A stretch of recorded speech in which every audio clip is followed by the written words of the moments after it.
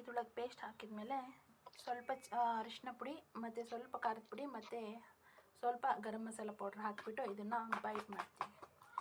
ಇದು ಚೆನ್ನಾಗಿ ಮಿಕ್ಸ್ ಮಾಡ್ಕೊಬೇಕು. ಎಷ್ಟು ಮಿಕ್ಸ್ ಆಗುತ್ತೋ ಅಷ್ಟು ಮಸಾಲ ಕ್ಲೀನಾಗಿ ಅದರೊಳಗೆ ಸೇರ್ಕೊಳುತ್ತೆ.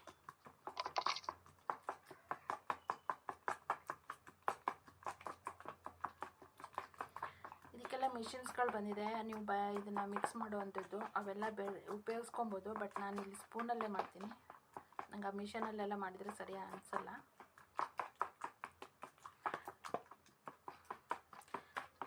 ಎಷ್ಟು ಚೆನ್ನಾಗಿ ಮಸಾಲ ಆಗುತ್ತೋ ಅಷ್ಟು ನೊರೆಯಾಗಿ ಬರುತ್ತೆ. ಯಾವಾಗ ಜಾಸ್ತಿ ನೊರೆ ಅಂತ ಬಂತೋ ಆವಾಗ ಮಸಾಲ ರೆಡಿ ಆಗಿದೆ ಅಂಥೇಳಿ. ಈಗ ಗ್ಯಾಸ್ ಹಚ್ಬಿಟ್ಟು ಗ್ಯಾಸ್ ಮೇಲೆ ಒಂದು ಸಣ್ಣ ಕಾವಲಿನ ಇಟ್ಕೊಬೇಕಾಗುತ್ತೆ ಬಿಸಿ ಆಗಲಿಕ್ಕೆ. ನೋಡಿ ಚೆನ್ನಾಗಿ ಮಿಕ್ಸ್ ಆಯಿತು. ಮಿಕ್ಸ್ ಆದಮೇಲೆ ನಾನು ಗ್ಯಾಸ್ ಹಚ್ಕೊಂಡ್ಬಿಟ್ಟು ಕಾವಲಿ ಇಡ್ತೀನಿ. ನಾನಿಲ್ಲಿ 2 ಮೊಟ್ಟೆ ತೊಗೊಂಡಿದ್ದೀನಿ. 2 ಮೊಟ್ಟೆನ ಇಲ್ಲಿ ಒಡೆದಾಕ್ಕೊಂಡಿದ್ದೀನಿ ಒಂದು ಬೌಲ್ ಒಳಗೆ. ಆಮೇಲೆ ಒಂದು ಮಿಕ್ಸಿ ಜಾರಿಗೆ 2 ಈರುಳ್ಳಿನ ಕಟ್ ಮಾಡಿ ಹಾಕಿದ್ದೀನಿ. ಈ 2 ಮಿಕ್ಸಿ ಜಾರ್ ಜೊತೆಗೆ ಹಸಿಮೆಣಸು ಮತ್ತು ಶುಂಠಿ ಬೆಳ್ಳುಳ್ಳಿ ಎಲ್ಲ ಹಾಕಿ ರುಬ್ಕೊಳ್ತೀನಿ. ನೋಡಿ ಇಲ್ಲಿ ನಾನು ಪೇಸ್ಟ್ ಮಾಡ್ಕೊಂಡಿದ್ದೀನಿ. ಈ ಪೇಸ್ಟನ್ನ ಈ 2 ಮೊಟ್ಟೆ ಒಡೆದಿಟ್ಕೊಂಡಿದ್ದೀನಲ್ಲ ಇಲ್ಲಿ ಇದ್ರೊಳಗೆ ಹಾಕ್ತೀನಿ. ಬಿಸಿ ಆಗ್ತಾ ಇದೆ. ಇದನ್ನು ಸ್ವಲ್ಪ ಬಿಸಿ ಆಗ್ಲಿಕ್ಕೆ ಬಿಟ್ಬಿಟ್ಟು ಆಮೇಲೆ ಸ್ವಲ್ಪ ಎಣ್ಣೆನ ಸವರ್ಕೊಂಡ್ಬಿಟ್ರೆ ಸಾಕು. ಸ್ವಲ್ಪ ಲೈಟಾಗಿ, ಅವಶ್ಯಕತೆ ಇಲ್ಲ, ಆದರೂ ಸ್ವಲ್ಪ ಸವರ್ಕೊಂಡ್ರೆ ಚೆನ್ನಾಗಿರುತ್ತೆ. ಹೀಗೆ ಸ್ವಲ್ಪ ಸವರ್ಕೊಬೇಕಾಗುತ್ತೆ.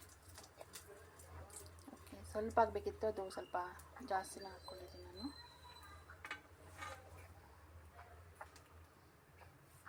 ನಂತರ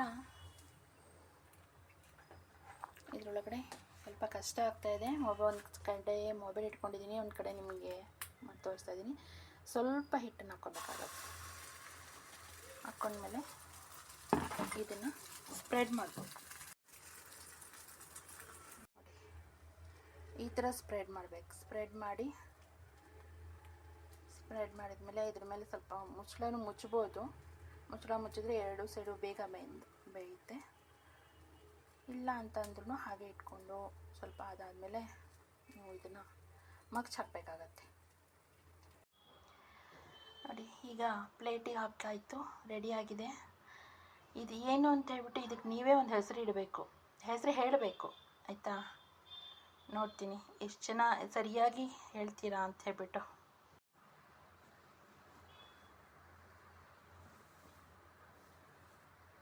ರೆಡಿ ಆಗ್ತಾ ಇದೆ.